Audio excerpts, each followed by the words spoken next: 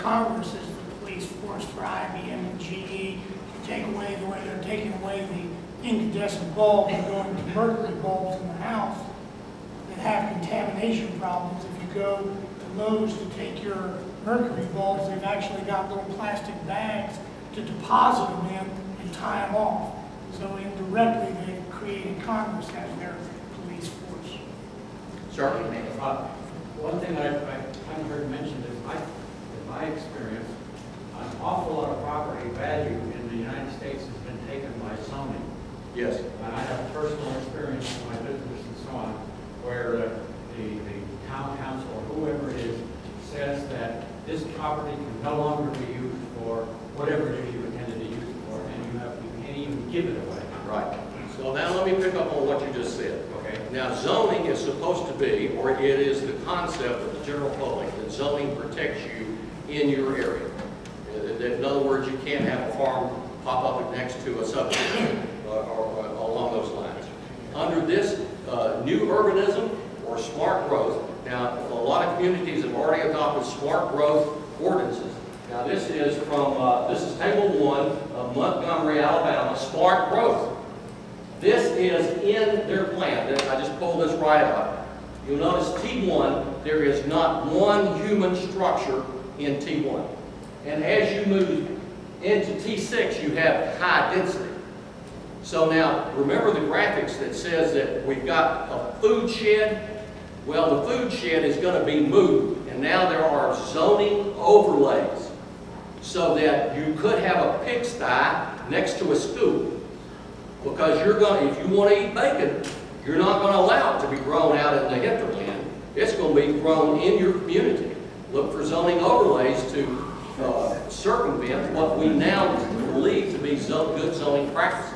I think that's what's called pig rights. Pig rights. Just by way of commentary, having spent a lot of time in the former Eastern Bloc of the Soviet Union, I can tell you firsthand from people's accounts to me, everything else, this is exactly the Communist Manifesto all over again. People starve under this. Yes. People die under this. This is total tyranny. It's going to take, they have said over there, people that I have talked to, 2 generations to correct the damage that was done. Not including the environmental damage that is caused by these so-called environmentally friendly things. So this is nothing new under the sun. This is Frederick Engels and Karl Marx all over again. Yep. There is nothing new under the sun. That's very true. If you look at your comprehensive plan and if you look at the general program description for Pulaski County, Tennessee, it talks about infill. Now let me tell you what has, and show you some photographs now, of what has happened in the community that has had long-standing UDAs or urban growth boundaries. This community did them a number of years ago. As a matter of fact, some of the people that are in this community were at the Habitat 1 conference back in 1976. That's one reason the left coast, the northern part, is involved in this, because they're very close to Vancouver, Canada. Now, this house sold for about $154,000. It's a very modest home, very comfortable home. I would imagine it looks like it was built in the 1950s. It was purchased, and then it was torn down because property is so valuable. You can't sell acre of land outside that UGB. Land's worthless. Land on the inside becomes very, very expensive.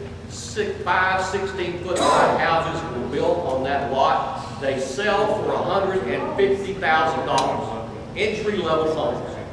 Infill. In between these two houses is open space. And these are modest homes. Well, they're beginning to fill in that space. There's section of the white was out in California. There's nobody went out and Oh, we're living there. That's right. That's right. Questions? Sir? As I understand it, our revolution was fought for individual property rights. That was one of the reasons that we fought our revolution.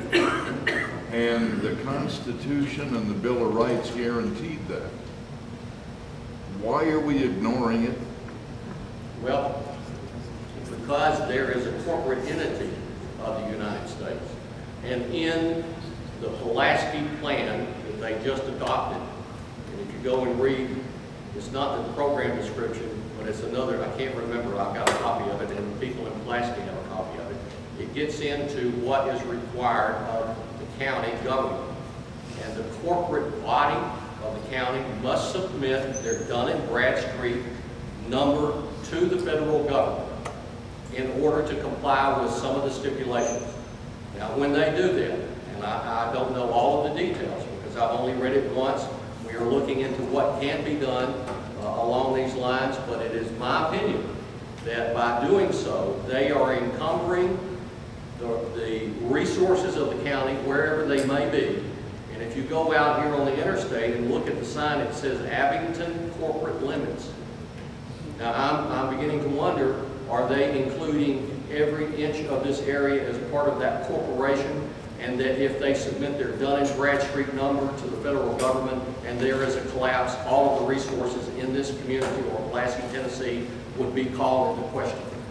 Now, that's my opinion. But there are things that we can do along the lines to circumvent that. And the doctrine of latches, I sent a guide, if you will, it was just a rough guide to Kathy, and she submitted a doctrine of latch to the mayor here in this community. If enough people begin to do that, then it's going to have an impact.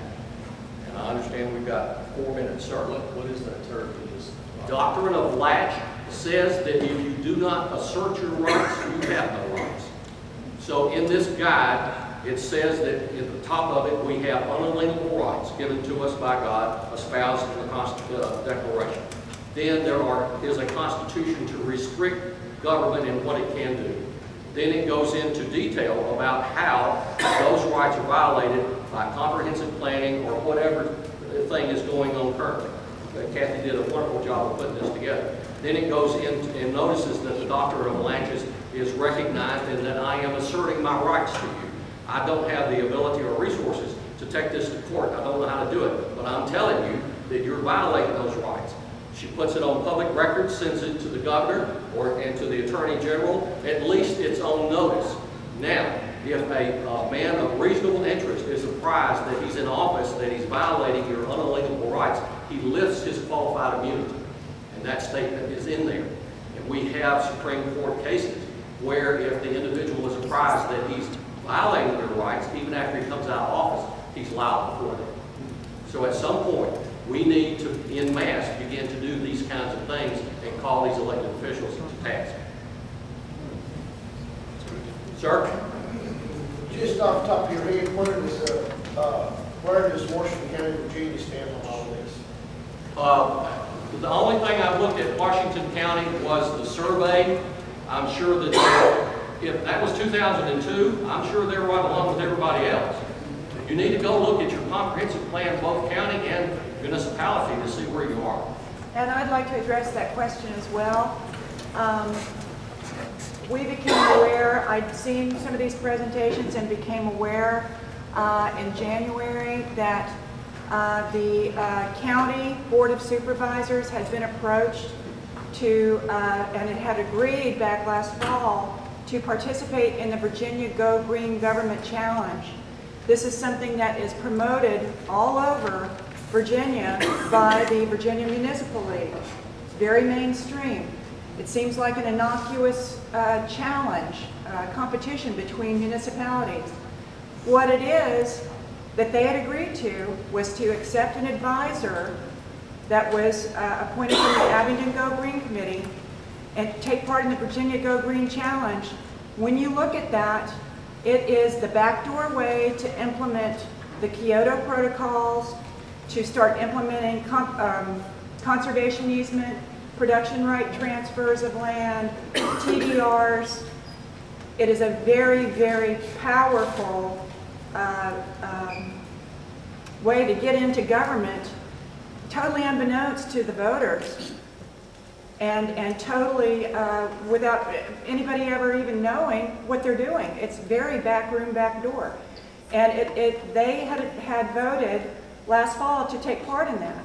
Well, we started trying to raise the awareness with the Board of Supervisors, and now they've backed off. However, the town of Abingdon is partnered with a group known as ICLEI, International Council for Local Environmental Initiatives. They've been partnered and paying dues since 2008. Has anybody here heard of ICLEI before? Okay. Well, we've been trying to convince the town council that we don't want to be partnered. It's unconstitutional to be partnered with a United Nations affiliate. And I've been making that case, and so has the 10th Amendment Foundation, that we don't want any part of this. And so far, the last, we did make a presentation with Mr. Casey to the Abingdon Go Green Committee. That was 2 days ago, presenting the larger picture of sustainable development and why we're concerned. But the last official word that I received from the mayor of Abingdon was that even though they are committed in their relationship with ICLEI to lowering the carbon footprint by 30%, that is their commitment. I would call that a local cap and trade policy.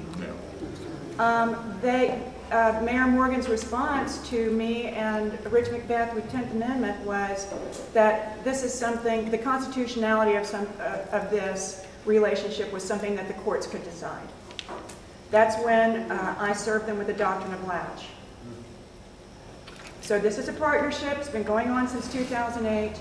It's not just about planting trees and recycling. If that's all there was to it, I wouldn't be losing sleep at night. But this group, ICLEI, is partnered in 600 relationships with local communities across the country and all around the world. And you look at their charter, they're the United Nations program. It's all Agenda 21 policies. It comes right out of there. They're on page 55 of this book.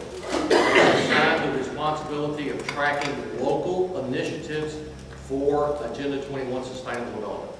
So, your community here has partnered with an organization that is specifically listed on page 55. Sir? One thing I'd also say too, they are also trying to implement international building code standards. Yes. City of Greenville has been involved with that. They tried to backdoor it in a closed door meeting. We found out about it, notified some people. That initiative has been stopped in Greenville. That would have allowed unauthorized inspections of your property. They could be, an inspector could come in to your home in violation of the Fourth Amendment right of privacy. They could condemn your home. You could, as a matter of fact, they can put a lien on your home if you fail to meet their standards. Excellent. Where can I get one? Okay, this is made for Alabama. This cites Alabama statute. So you need to take this concept and use it for your own. Now let me say that at the bottom of this, it has a maximum of law. It says every home is a castle. Though the winds of heaven blow through it, officers of the state cannot enter. Now, that goes back to England.